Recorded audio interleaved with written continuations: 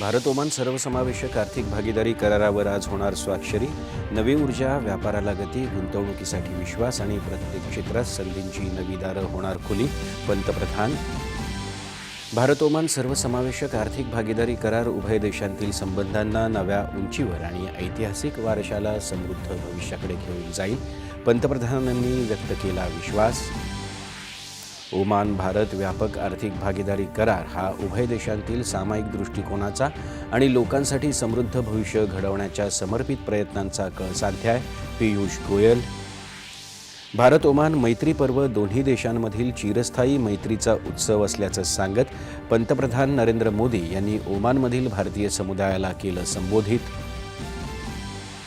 विकसित भारत जी विधेयकावरच्या चर्चेला आज लोकसभेत केंद्रीय कृषी मंत्री शिवराज सिंह चौहान यांचं उत्तर।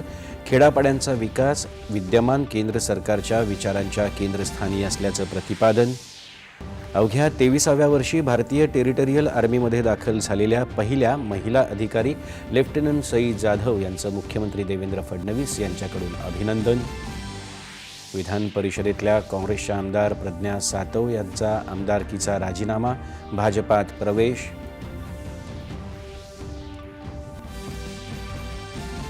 आणि ज्येष्ठ शिल्पकार पद्मभूषण राम सुतार यांचं दिल्लीत वृद्धापकाळानं निधन। नोएडा इथं शासकीय इतमामात होणार अंत्यसंस्कार। नमस्कार, एकच्या बातमीपत्रात मी तुषार